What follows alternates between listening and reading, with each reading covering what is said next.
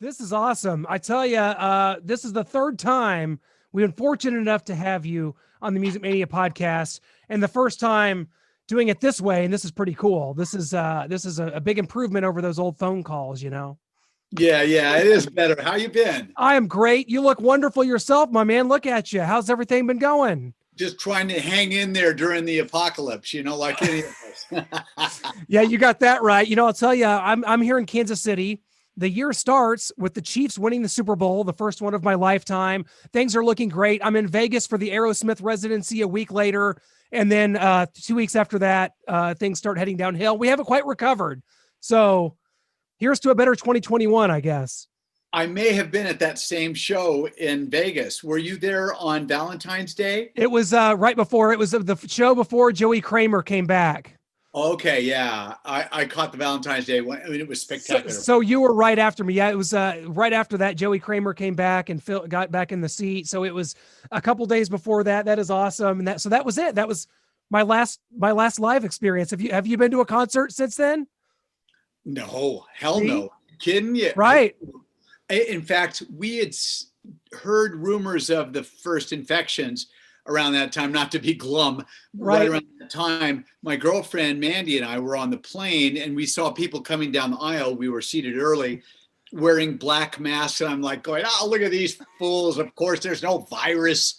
And within, 48 hours, I was like, get me a mask. This is scary. Anyway, here we are a year later. Oh, it's crazy. What was I didn't know if Paul McCartney had any dates on the books for this year or next, or if anything was affected on the live end from Paul McCartney. Did he have anything planned that you guys had to? Oh yeah, just a little thing called Glastonbury, the biggest festival in the UK and in the EU, like huge festival. So that was going to be the sort of end capper of a 10-date tour and in the EU, all of the hot spots at the time. It was unfortunate, but you have to be safe, and they were smart to call it. Of course, later on, the cities themselves put a cap on it and said, no, no more football, no more concerts by Paul or Queen or anyone else. Yeah, and very similar stories kind of around music, but maybe, Brian, just maybe this is giving you the time to really hammer out some wonderful music. And I've just caught the latest couple of singles, Got a New Thing and Whiskey Train. So Got a New Thing is awesome. I was just listening to it before I hopped on with you here. It's got this real poppy kind of vocal style, but still the guitar, it's very garage rock to me as well. Talk about the single Got a New Thing. It officially was released on, I think, the 13th, just a couple days ago, which you can get on your website, correct? Yeah. You can get it on my website, brianray.com, or you can get it at Underground Garage, Wicked Cool Bandcamp. And you can hear it all day on Little Steven's Underground Garage. And yeah, to talk about the single a little bit, it's a song like, when you're writing a song, you start somewhere. It could be a riff or a beat or a lyric or a title. In the case of my new single, Got a New Thing on Wicked Cool Records, it started with the lick. Do do do do do do do do do do do do do, and the lick kind of grew. It started out as just like 12 notes, and then it grew. And then I thought, okay, so what do I do with this? I have the beat and I have the lick. And I started coming up with that verse chord sequence. And then it all started coming together. I started writing some lyric ideas for it, and then switched my lyric idea as this COVID kept getting worse. And it was a long time germinating in my mind and in my body. And that happens a lot with me as a songwriter. It's the strangest thing. I'll like get an idea, and then the ideas start coming to me, and they start filling in the record in my mind. It's weird. I'm weird. Anyway, and so what I'm saying is that it took a long time to write it in my mind, not all the time sitting there writing it, but the ideas are kind of formulating and germinating. And so that when it comes time to record it, the recording is like that. 2 days and it was done.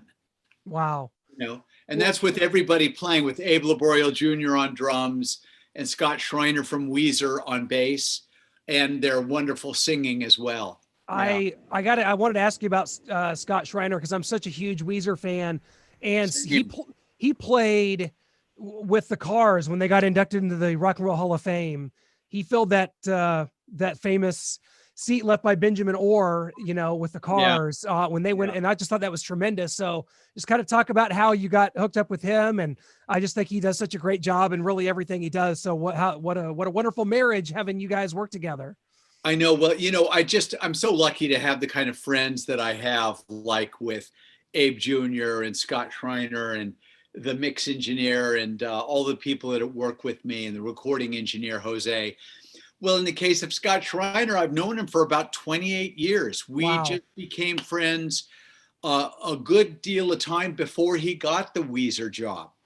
And I knew him as just a really good, hardworking, dedicated bass player who went to, you know, Guitar Institute of Technology. He learned music, and he had a natural, very good voice. And then he also studied that a bit as well. He's just one of those really fine musicians, as is Abe Jr. And in the case of Scott Schreiner, I've just known him for a very long time, and we've done a lot of different things through the years. We had a cover band together with Michael DeBar singing, Oliver Lieber on the other guitar. We had a great little cover band doing sort of late 60s, early 70s rock. And when it came time to do this, now Scott Schreiner and Abe Jr. have recorded with me since my first solo album in 2005. So this was just a chance to get them back in the room again after several years of not having done that. And when I say back in the room, I mean my room, my studio here. Right. Because it's not at a big studio like the ones where we recorded my first and second albums. This was more of a homespun recording. Well, what do you feel like during these last 7-8 months, regardless of what plans you may or may not have had that were thwarted, do you feel like that having this time to really delve into writing and recording new music, has that been beneficial for you? I mean, you said you kind of had this germinating in your head, but and you knocked it out pretty quick, but has this been beneficial for your production, really? Well, yeah. Thanks for that. Yeah. I mean, I'm so lucky to have this deal with Wicked Cool Records, and it's a singles deal. And that deal is looking for 2 singles a year pressed on vinyl. So that means 4 songs, because it's an A and a B side, of course. And so 4 songs a year is very doable. So here I am after 3 years of recording for Wicked Cool. It'll be going on 4 soon. I have amassed 10 songs. So it keeps me quite busy. And then I also have family and a lovely girlfriend, and I have a place out in the desert. So I have my time taken up nicely with a lot of different things, but music is my primary outlet. If it weren't for my studio and my friends and this inspiration and this opportunity with Wicked Cool, I'd be up in a turret somewhere with a machine gun. Well, what do you feel that, I know that you're, recording these singles, and I think it's just tremendous, but do you foresee in the future an entire album of new material? Would that be something you're interested in, or would kind of the right situation have to present itself with a record deal there? Well, I'd be interested in it, and we'll see what happens next. So to do that, I think you'd want 12 songs. I finished 10. We'll see what 2021 brings. Right. You never know.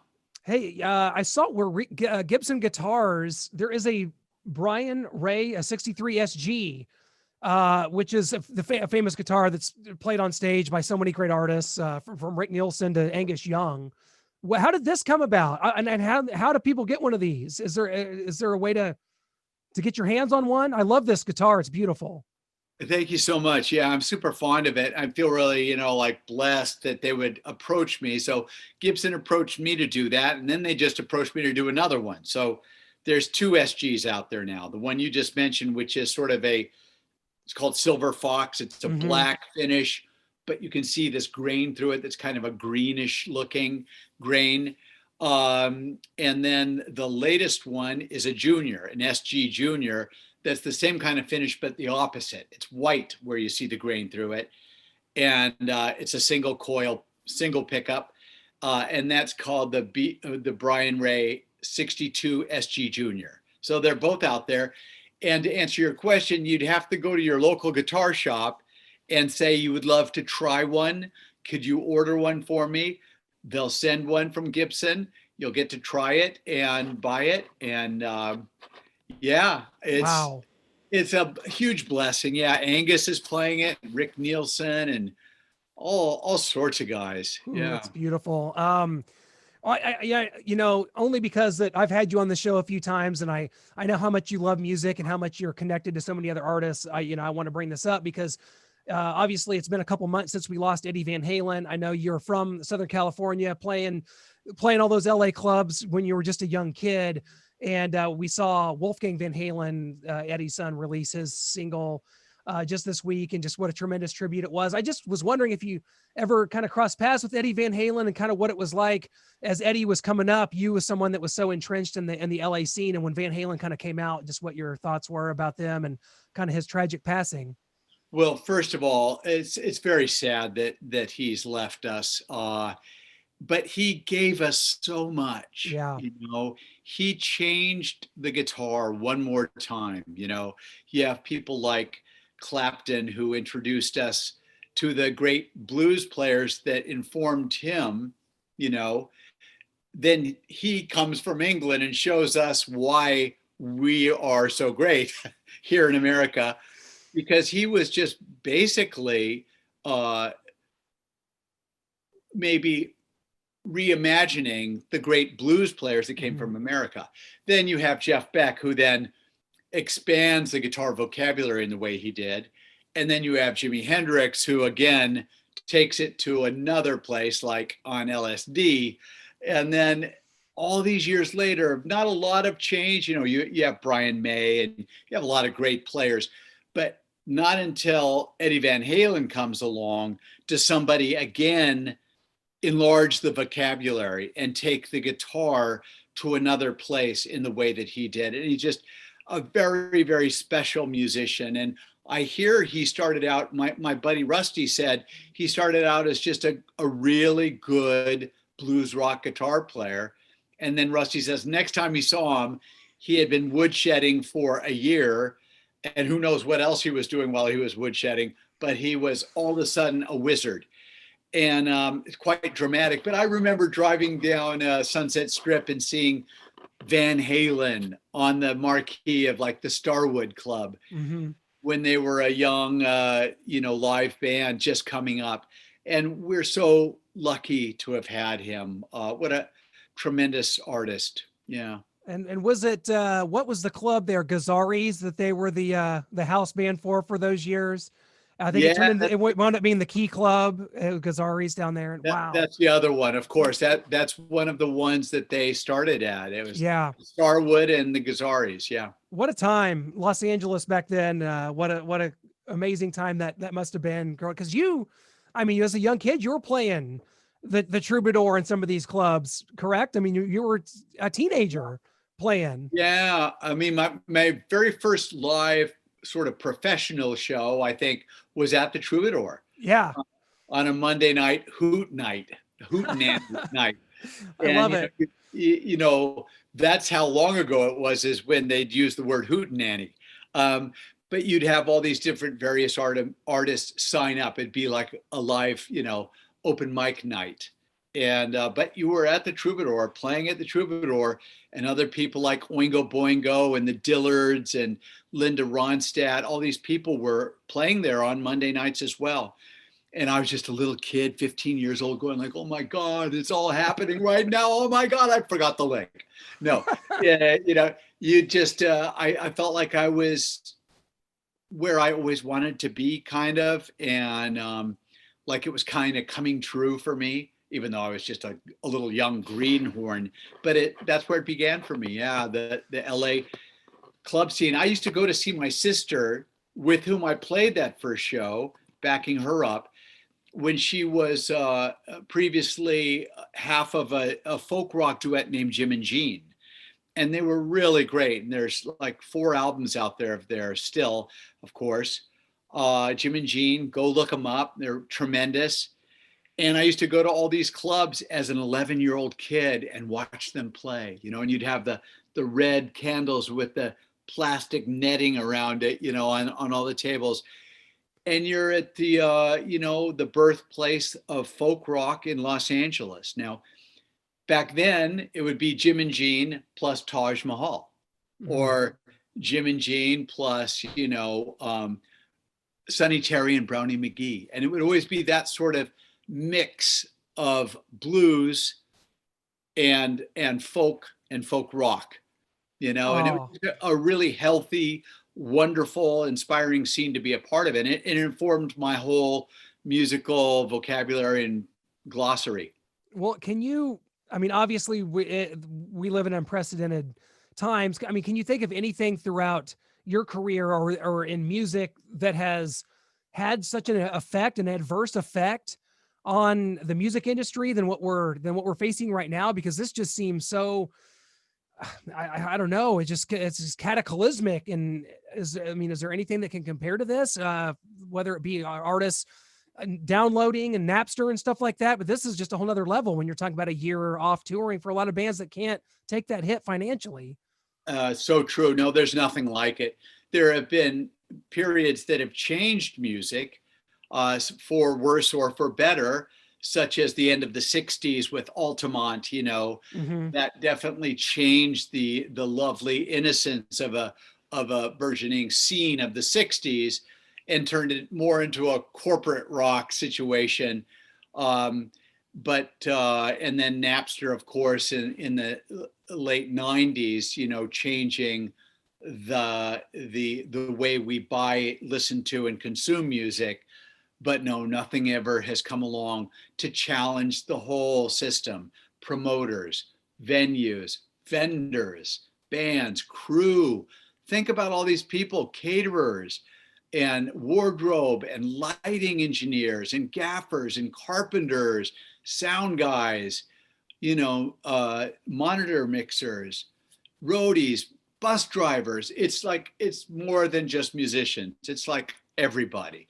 And a lot of people have suffered. Yeah, that's absolutely the case, and very well said. So in a perfect world, 2021, what would you want to be kind of on the agenda for you if you could craft things and make kind of things go back to normal? What would 2021 kind of look like for you? What are you planning on? Well, in music, I think, first of all, the bigger answer is we need a vaccine and we need a lot of people to participate in it. But that's like the serious, policy side of it. What I'd like to see music wise is more of the same. I love doing what I'm doing. I love writing and recording music. I adore it. And so some more of that would be cool. Maybe an album, like you say, maybe a little production for other artists. And hopefully get back out there with Paul again, if that's what he wants to do. And if there's a way to do it that's safe. Again, that requires a vaccine with a high participation. Yeah. And that may be something that's required by outlets like Ticketmaster to even attend a show. And if that's the case, give me the needle right now. I'm in. Whatever it's going to take here, Brian, I'm in. And I think that people will hopefully fall in line and get this thing going. I want to make sure people go to your website. It's brianray.com, and they can pre-order the single. Got a new thing, and I believe that you can get the orange vinyl right now, and then the digital copy will be available on Friday. Is that how it's going? Did I get that right?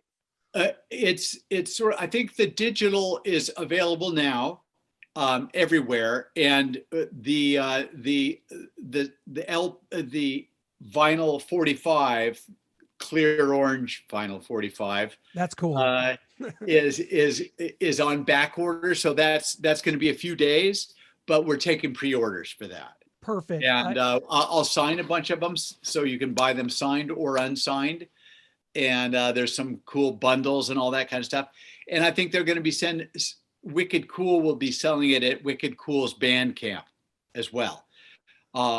So, find it wherever you can, and it's available now wherever digital music is sold. Well, Brian, I absolutely love the song. I love everything you've done. And now I'm just so grateful to be able to do this with you. It's not quite in person like we'd like to do it someday. We'll make it happen in person. But right now, this is the next best thing. This has been so cool, Brian. Thank you so much. Such a fan of everything you do, my friend. It's such a joy. Thanks so much, Clint. It's been a great time to hang out with you and talk a little bit. Always, my man. Good luck. Congratulations, and stay safe and stay healthy, my friend. You too. Thank you.